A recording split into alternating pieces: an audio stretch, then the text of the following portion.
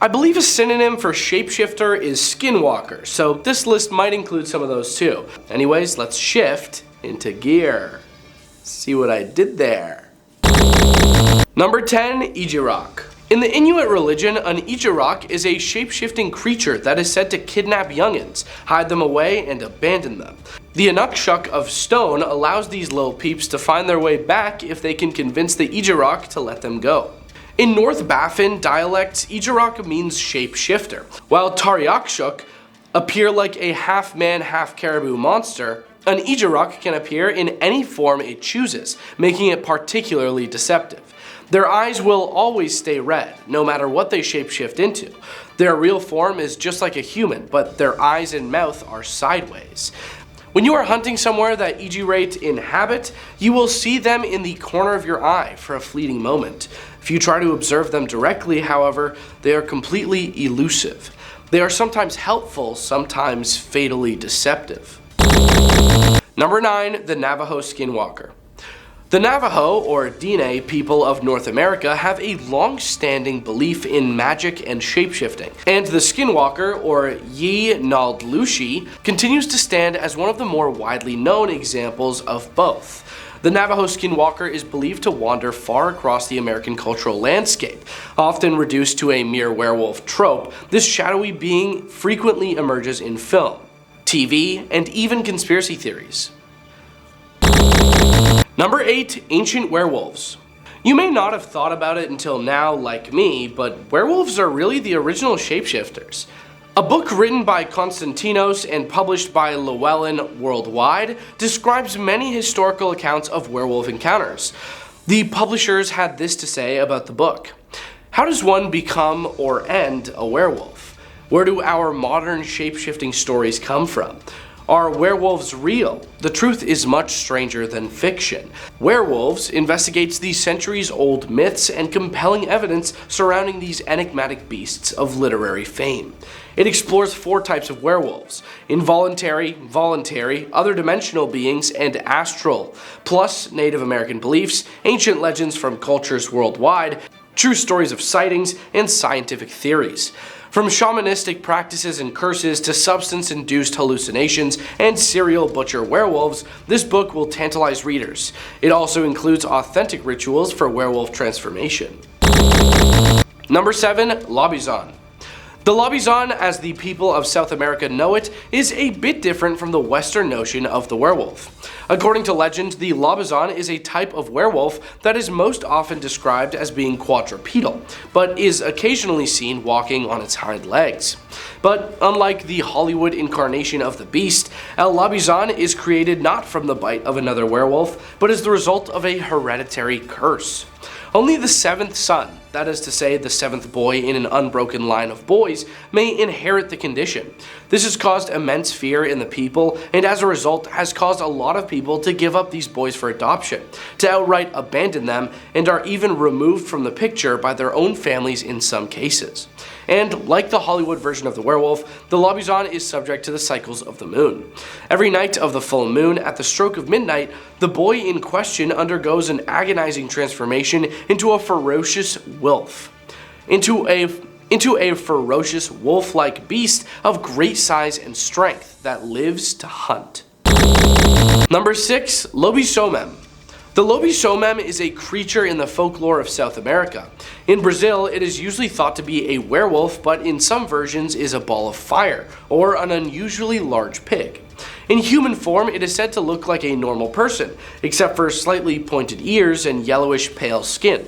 In werewolf form, it has no difference whatsoever from other cultures' descriptions. There are a variety of ways that one can become a lobisomem. 1. Being hit by a lobisomem. 1. Being bit by a lobisomem. 2. Coming into contact with a lobisomem's blood. 3. Being a family's 7th son, in which case the son can be saved by making one of his elder brothers his godfather. 4. Being the first male son of a couple with 7 daughters, in which case the first transformation takes place on said son's 13th birthday. Or 5. punishment for incest, concubinage, or a woman having intimate relations with a priest. Some say that a lobisomem transforms every day in which the moon is in its full phase. Others say that the change only occurs on Fridays with such conditions. Either way, in all versions, it transforms at night, usually attacking travelers and animals on the road. Number 5. Verkolak. The Verkolak of traditional Slavic lore were undead shapeshifters. They shared features with both vampires and werewolves. In modern Slavic languages, the word refers only to werewolves, while in Greek, vrikolakas, derived from Slavic, means vampire. The myth in its ancient form took notable influence on Stoker's horror classic Dracula. In the book, Dracula has hairy palms, a Verkolak feature, and can change into a wolf. The Verkolak use charmed wolf skins for their transformation, hence the name. In some versions of the myth, if a Verkolak sinned with a mortal woman, she gave birth to a future vampire hunter. Number 4. The Chanchan. According to legend, the Chanchan is the result of a magical transformation performed by a Kalku, a Mapuche sorcerer. Only the most powerful Kalkus are said to possess the knowledge to become this feared creature. To become a Chanchan, the Kalku undergoes a voluntary transformation facilitated by an anointing with a magical cream on the throat. This cream allows for the removal of the head from the body, with the detached head becoming the Chanchan. The Chanchan takes the form of a human head adorned with feathers and talons.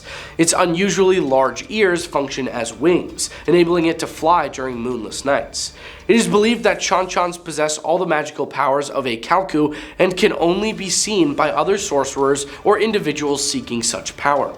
Sorcerers assume the form of the Chanchan to engage in their malevolent activities, and this transformation grants them additional abilities, including the ability to drink the blood of the sick or sleeping.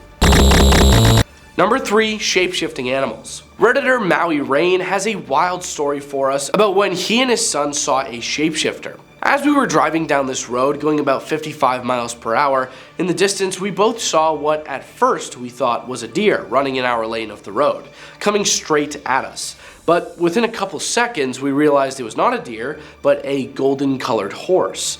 It must have been about 250 to 300 feet away at this point. As it got about 150 feet away, it leaped upwards and morphed instantly into a giant owl right before our eyes. As soon as we saw that, my son yelled out, "WTF?" and swerved the car to the left to avoid it, and just as he did this, the owl immediately landed about 50 feet ahead of us to our right, in that little area outside the white line, like the bike path area. Now, as soon as this happened, it was almost as if a trance came over us. It affected both of us in the same ways. Number 2. Bad graphics. I was walking to work at 8 a.m. this morning in a busy city. The temperature was 6 degrees Celsius or 42 degrees Fahrenheit, so it was cold. I had been awake over an hour at this time, so wide awake, and was listening to music on YouTube as I walked. Coming towards me down the street, I saw a man in shorts, short sleeves, and thongs walking down the street. I glanced at his face and saw that it was really vague or nondescript, almost featureless. At first I thought they were wearing a stocking over their head, and I was trying to think of a reason they'd be doing that. But then I realized this person just had extremely vague features, like just a smooth surface where their face should have been. They had bright blue eyes and a lump where their nose should have been, and otherwise their face was formless. They had no hair on their head, no facial hair. As I got closer, their face got more definition, like it was loading in or something. And by the time they were next to me, I could see their face more clearly. Still a fairly nondescript face, but now I could see a more human nose, cheeks, etc. I have pretty good vision. I can make out people's features from across the street fairly well. This person had almost no face when I first saw them at a distance. It looked like they were wearing a stocking over their face. Not sure if this was a reptilian shapeshifter, and I may simply have been mistaken, but a lot about this person was extremely odd to me. Number 1. Justin Bieber. Justin Bieber apparently shapeshifted into a reptilian while greeting fans who had waited for him to arrive at Perth Airport, Australia, according to hundreds of witnesses who took to social media and were interviewed by local press after the incident. One witness, interviewed by news outlet Perth Now, said that all hell broke loose in the airport after Justin Bieber shapeshifted in front of his fans. There were girls hiding in toilets, crying. Guys were running for the exits, jumping in taxis to get out of there. Number 10. Skinwalker caught on tape. Jack Osborne, who Discovery Plus fans are accustomed to seeing hunting for ghosts and most recently Bigfoot, has taken on a new mission in his latest 2-hour special. Investigating an infamous paranormal hotspot where UFOs frequent, animal mutilation has been documented and there have been reports of alien abduction. But what Osborne ends up seeing and catching on camera goes above and beyond his wildest expectations and leaves him saying, "We came here looking for UFOs and ended up finding other things." In Jack Osborne's Night of Terror UFOs, the Portals to Hell star teams up with a couple of his actor friends, Jason Mewes and Jamie Kennedy, with the trio heading off to Utah's Uinta Basin, which is, by the way, where the notoriously creepy Skinwalker Ranch sits. The clip is near the end of their promotional trailer for the special. It shows a skinwalker, it seems, just walking around. Number 9. That is not a deer. Two men were out cruising at night with a spotlight in search of deer, but got spooked by something otherworldly instead. The passenger with the light tells the driver to hold on, thinking he may have spotted a buck. The driver slows down and the passenger tells him to stop real quick, thinking he spots antlers just poking out at the end of the range of the beam of light. All of a sudden, a distorted humanoid figure leaps up and waves its elongated arms menacingly. Number 8. Ijirok. In the Inuit religion, an Ijirok is a shapeshifting creature that is said to kidnap youngins, hide them away, and abandon them. The Inukshuk of Stone allows these little peeps to find their way back if they can convince the Ijirok to let them go. In North Baffin dialect, Ijirok means shapeshifter. While Tariuksuk appear like a half-man, half-caribou monster, an Ijirok can appear in any form it chooses, making it particularly deceptive. Their eyes will always stay red, no matter what they shapeshift into. Their real form is just like a human, but their eyes and mouth are sideways. When you are hunting somewhere that Ijirate inhabit, you will see them in the corner of your eye for a fleeting moment. If you try to observe them directly, however, they are completely elusive. They are sometimes helpful, sometimes fatally deceptive. Number 7. Navajo Skinwalker. The Navajo, or Diné people of North America, have a long-standing belief in magic and shapeshifting, and the Skinwalker, or Yi Naldlushi, continues to stand as one of the more widely known examples of both.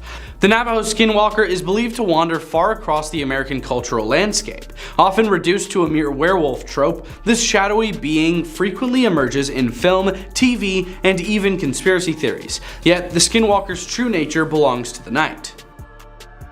Number 6. Ancient werewolves. You may not have thought about it until now, like me, but werewolves are really the original shapeshifters. A book written by Konstantinos and published by Llewellyn Worldwide describes many historian accounts of werewolf encounters. The publishers had this to say about the book. How does one become or end a werewolf? Where do our modern shape-shifting stories come from? Are werewolves real? The truth is much stranger than fiction. Werewolves investigates the centuries-old myths and compelling evidence surrounding these enigmatic beasts of literary fame. It explores 4 types of werewolves: involuntary, voluntary, other dimensional beings, and astral plus Native American beliefs, ancient legends from cultures worldwide, true stories of sightings, and scientific theories. From shamanistic practices and curses to substance-induced hallucinations and serial butcher werewolves, this book will tantalize readers. It also includes authentic rituals for werewolf transformation.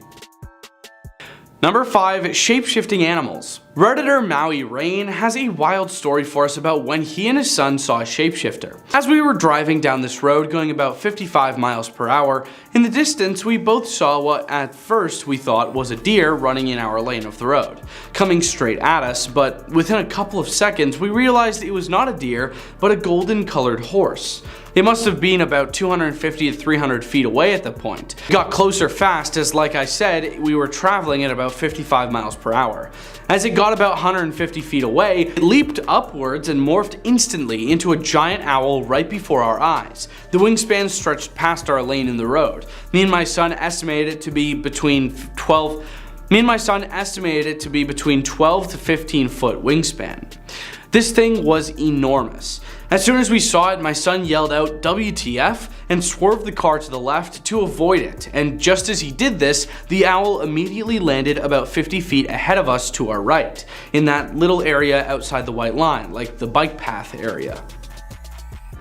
Number 4, the Chon-Chon. According to legend, the Chon-Chon is the result of a magical transformation performed by a Calcu, a Mapuche sorcerer. Only the most powerful Calcus are said to possess the knowledge to become this feared creature. To become a Chon-Chon, the Calcu undergoes a voluntary transformation facilitated by an anointing with a magical cream on the throat.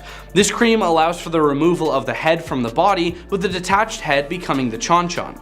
The Chon-Chon takes the form of a human head adorned with feathers and talons. Its unusually large ears function as wings, enabling it to fly during moonless nights. It is believed that Chon-Chons possess all the magical powers of a Calcu and can only be seen by other sorcerers or individuals seeking such power. Sorcerers assume the form of the Chon-Chon to engage in their malevolent activities, and this transformation grants them additional abilities, including the ability to drink the blood of the sick or sleeping. Number 3, Justin Bieber. Justin Bieber shapeshifted into a reptilian while greeting fans who had waited for him to arrive at Perth Airport, Australia, according to hundreds of witnesses who took to social media and were interviewed by local press after the incident. One witness, interviewed by news outlet Perth Now, said that all hell broke loose in the airport after Justin Bieber shapeshifted in front of his fans. There were girls hiding in toilets crying, guys were running for the exits, jumping in taxis to get out of there. Number 2, Lobizon. The Lobizon, as the people of South America know it, is a bit different from the Western notion of the werewolf. According to legend, the Lobizon is a type of werewolf that is most often described as being quadrupedal, but is occasionally seen walking on its hind legs. But unlike the Hollywood incarnation of the beast, a Lobizon is created not from the bite of another werewolf, but as the result of a hereditary curse. Only the 7th son, that is to say the 7th boy in an unbroken line of boys, may inherit the condition. This has caused immense fear in the people, and as a result has caused a lot of people to give up these boys for adoption, to outright abandon them, and are even removed from the picture by their own families in some cases. And like the Hollywood version of the werewolf, the Lobizon is subject to the cycles of the moon. Every night of the full moon, at the stroke of midnight, the boy in question undergoes an agonizing transformation into a ferocious wolf-like beast of great size and strength that lives to hunt. Number 1, Verkolok. The Verkolok of traditional Slavic lore were undead shapeshifters. They shared features with both vampires and werewolves. In modern Slavic languages, the word refers only to werewolves, while in Greek, Vrykolakus, derived from Slavic, means vampire. The myth in its ancient form took notable influence on Stoker's horror classic Dracula. In the book, Dracula has hairy palms, a Verkolok feature, and can change into a wolf. In Serbian mythology, the Verkolok use charmed wolf skins for their transformation, hence the name. In some versions of the myth, if a Verkolok sinned with a mortal woman, she gave birth to a future vampire hunter. Starting our list right at number 10, we have Sirenhead uses mimicry to hunt. A YouTuber by the name of X71N was filming while venturing through a creepy forest somewhere in Saudi Arabia where he lives.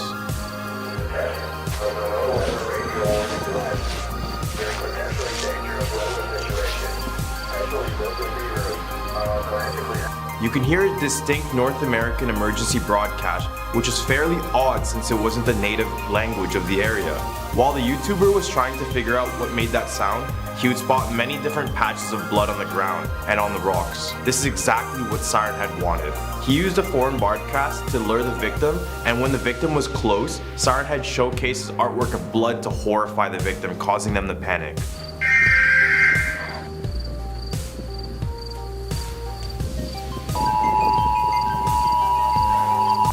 Then, we can see the YouTuber encountering Sirenhead only to be chased away. As the person hid for their life, they found out another feature about the Sirenhead.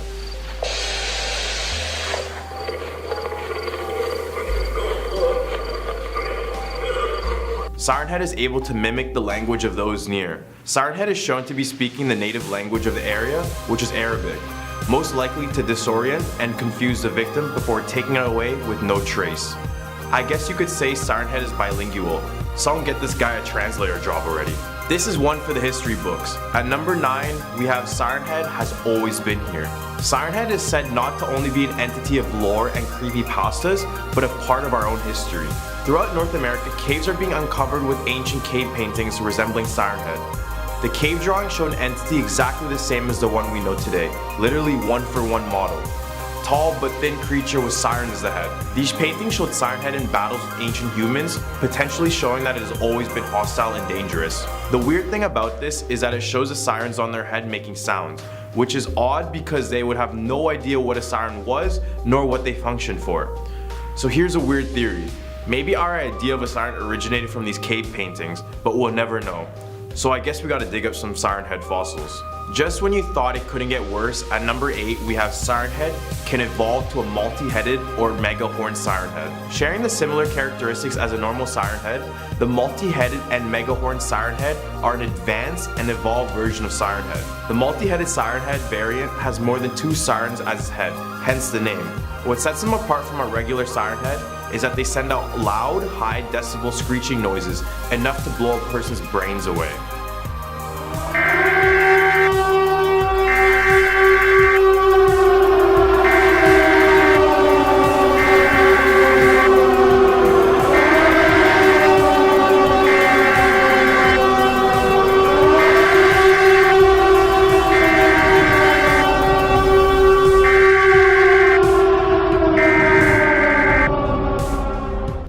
To become this variant, Siren Head would need to consume humans frequently, as they would use them to supply the flesh inside more sirens.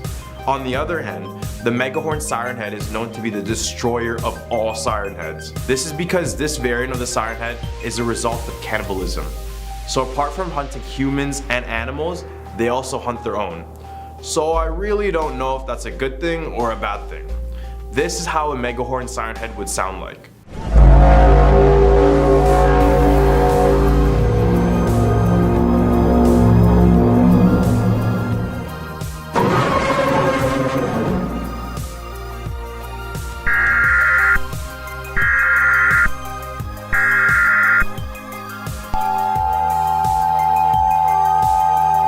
Sounds like an angel, right?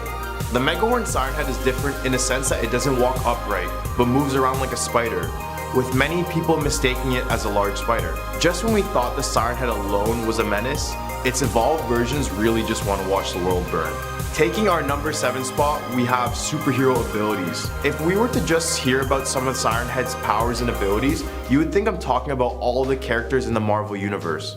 However, this is by no means close to a superhero. More like a supervillain. Just to list a few, Siren Head has super strength, showing that he can overpower any human, with reports of breaking down trees like they are twigs. It is also very fast, and was reported to chase down cars with unimaginable speeds. Siren Head's durability is supposedly on another level, enduring countless skirmishes with humans, spears, swords, and battles with other stronger supernatural creatures. You must be thinking, is there no weakness to Siren Head?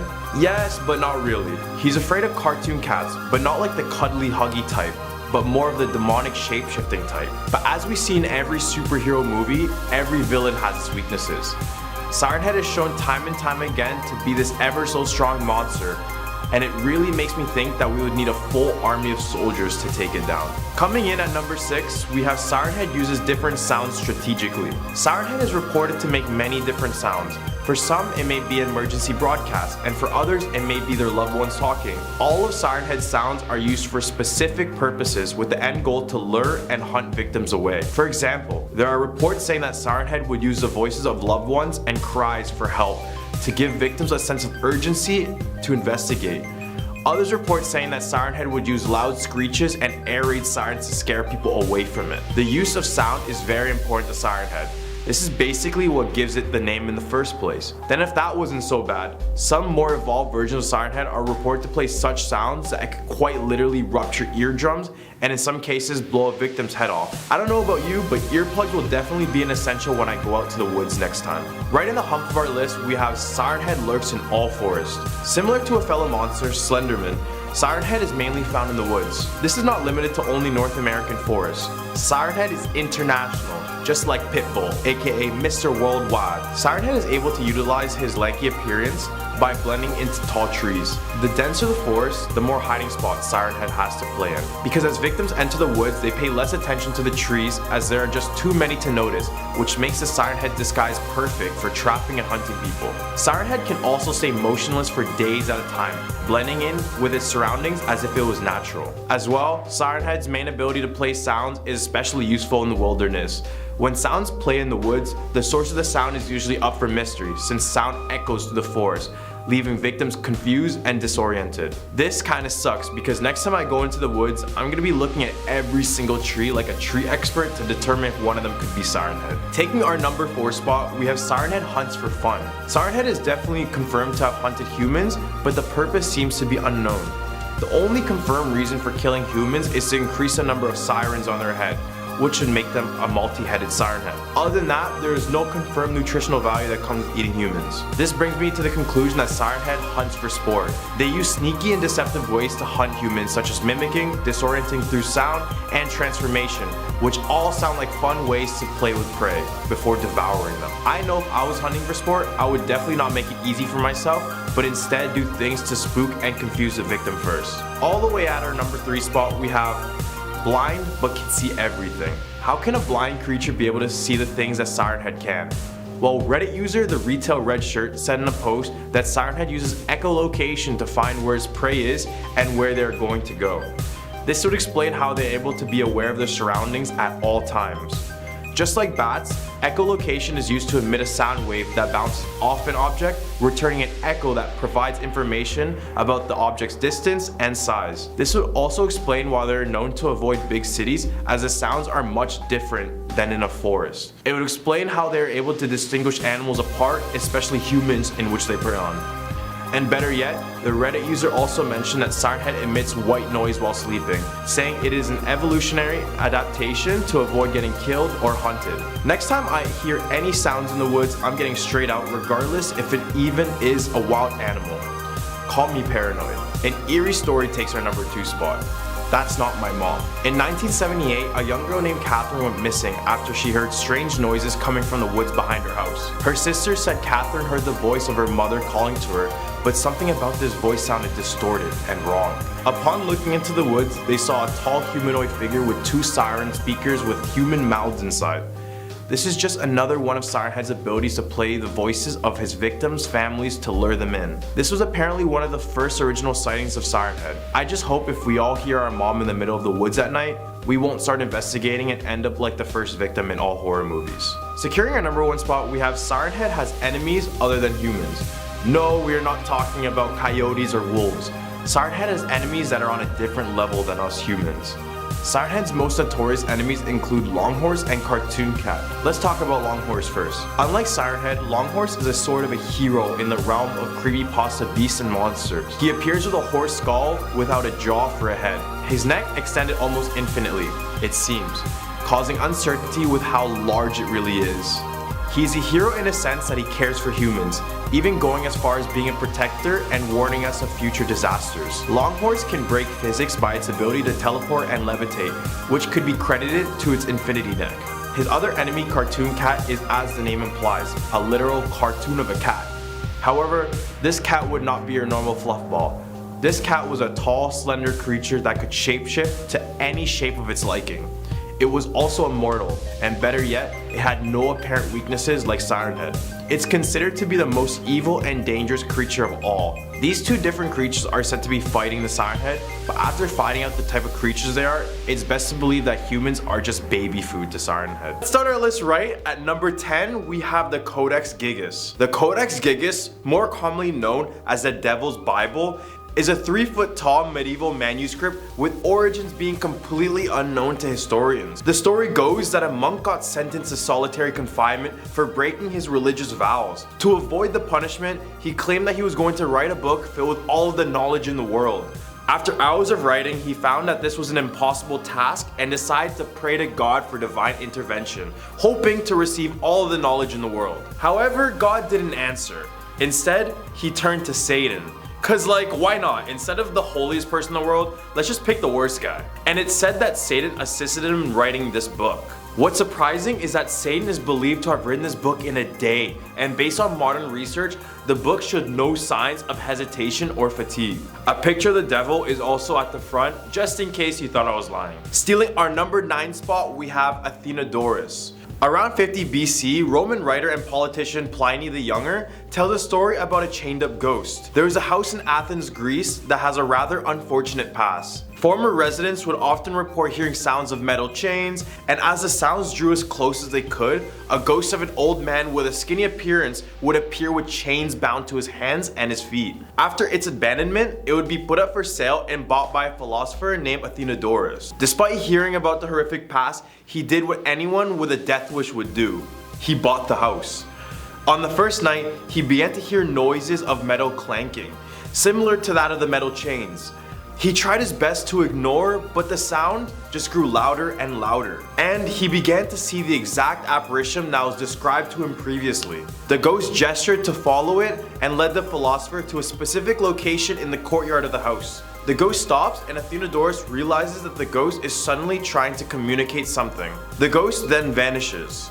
So Athenodorus marks the spot and orders some men to dig up the area, which revealed a pile of bones with metal chains attached. He ordered a proper burial and the ghost never appeared again. Haunting the number 8 spot, we have the ghost tablet.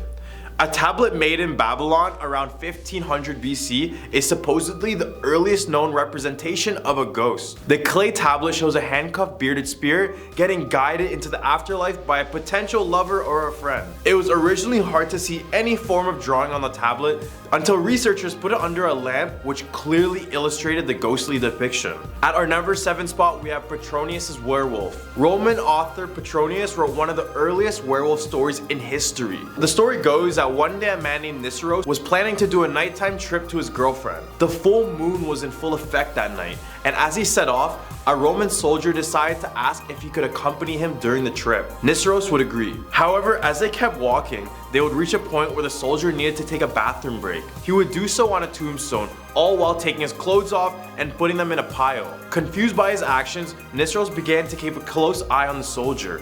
Then, all of a sudden, the soldier shapeshifted into a wolf, disappearing into the woods. Niceros was stunned, but ended up investigating the soldier's clothes, and to his surprise, they had all turned to hard stone. This one is a little bit brutal, but a Viking blood eagle takes our number 6 spot. Vikings are known for their skill as warriors, but they're also remembered for their creative, brutal execution methods. The method, however, was so brutal that many historians believed it to be a myth, or perhaps a way to strike fear into their enemies. The unlucky man will be laid face down and tied up. And then an axe or a sword was used to cut sections of the back from the spine. The spine would be pulled out accordingly to reveal a set of quote-unquote wings. The term blood eagle refers to the part when the victim's lungs would be stretched onto the wings, all while the victim was breathing, giving the effect of fluttering wings. Right in the hunt for a list, we have Telepolemus. The story is of a man named Thrasyllus who murders his best friend Telepolemus while they're on a hunting trip together because he fell in love with Telemopolis' wife. The spirit of Telemopolis would then appear in his wife's dreams, telling her that he was murdered by Thrasyllus, asking to be avenged. And guess what happened immediately after the murder? Thrasyllus, being the type of guy he is, asked if he could court his wife, but ended up getting hard decline due to her grieving process. This is when Telepolemus' wife sees the opportunity to avenge her husband. She decides to invite him over, and while he's over, she offers him wine laced with drugs. eventually making him unconscious. This is where it kind of gets gory, so kids, just close your eyes. Knowing that death is too easy of a punishment, she decides to blind him using her hairpins. Down at number 4, we have the human swine of Empress Lu. During the Tang Dynasty, otherwise known as China's Golden Age, Liu Bang, the first emperor, was about to run into a huge problem. His wife, Empress Lu, was a confident person, with many people finding her admirable, including those in office. Unfortunately, Liu Bang was already having an affair with another woman named Lady Qi. Originally, the son of Empress Lu would become the next emperor. However, due to his love for another woman, he wanted Lady Qi to birth the next emperor. Empress Lu became enraged with full intention to get back at this cheating emperor. Despite the emperor's plan to change his heir, Empress Lu's son would become the next emperor. Ready to get revenge on her husband and fearful of being overthrown, Empress Lu decided to poison the son of Lady Qi, and if that wasn't enough, Empress Lu would proceed to cut off Lady Qi's hands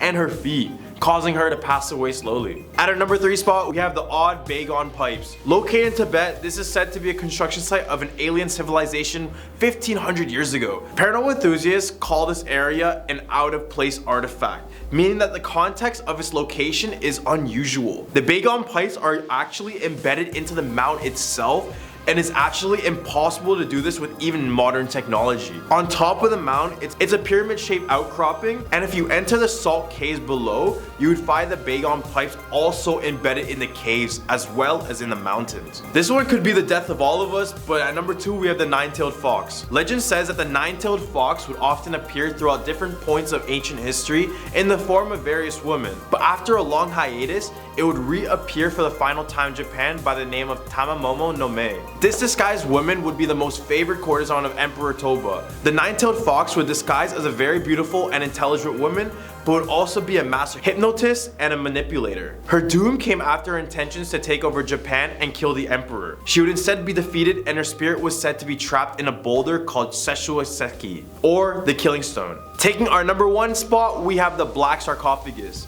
Archaeologists dug up an ancient black sarcophagus in Alexandria, Egypt, dating around 300 BC. Upon discovery, they had become very wary of the possibility that the sarcophagus could be cursed. Instead, inside were the remains of 3 skeletons, ancient etched drawings, and ancient sewage water, making this a perfect gift basket for the devil. There are many drawings of poisonous and venomous creatures all around the sarcophagus, making many to believe that these are warning signs to just keep away. And guess what they did? Scientists went through every single bone, but had to stop multiple times due to the terrible odor. Starting our list right at number 10, we have the aswang. In my home country, the Philippines, there is an evil shape-shifting creature known as the aswang. Whenever I did something wrong or when I was out late, this is the exact creature my parents would threaten me with, and it still terrifies me to this day. As I already mentioned, it can shapeshift, and the best way to imagine an aswang is to combine a vampire, a ghost, a witch, and a werewolf into a bowl, and this is what you would get. Freaky enough, they are very similar to humans. They basically experience all the same range of emotions such as sadness, happiness, humiliation, and the list goes on. The only difference that sets us apart from aswangs is that they have a tendency to be bloodthirsty creatures. It's said that the aswangs eat the hearts and livers of unborn fetuses and young children.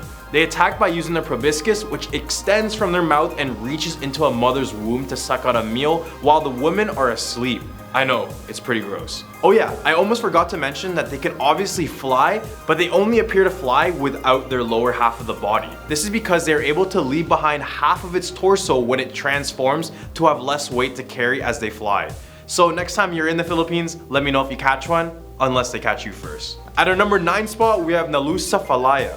The name Nalusa Falaya means long black being, and like many creepy Native American urban legends about creatures lurking in the forest, he's a quite tall and gangly shadow man. He also has very long pointed ears and small eyes, and just like a Wendigo, he's known to possess humans caught lacking in the woods. Nalusa Falaya is also a cautionary tale for young children to keep them from staying out past dark. One Choctaw member reported a story of 2 boys. The boys were warned not to enter the forbidden forest, especially after dark, but they started to do it anyways. Sounds like teenagers. While they're walking in the forest path, they encounter an 8-foot tall shadow being. Just when you thought that would make you stop from your path and just walk back, one of the boys decides to keep moving forward. The being then tries to reach out and grab one of the boys, but the boys evade and manage to run, but as they are running away, they see the figure behind every single tree they pass. Eventually, the boys were heard screaming from townsfolk, but as they waited for the boys, no one showed up. All the way at our number 8 spot, we have red caps. Red caps originated in the England-Scotland border, and they are said to linger around ruined castles. They appear as goblins or dwarfs and are the size of standard garden gnomes, so around 3 to 4 feet tall. Vicious and cruel, red caps were insane serial killers who thrived on others' pain and dipped their caps in the blood of those that passed away. They are no silent assassin. Red caps will make their presence known and will try to intimidate you in order to satisfy their bloody impulses. There's even a rhyme about them that says, quote, "Beware the wicked red cap, he'd love to see you dead, he'll take all of your blood and wear it on his head."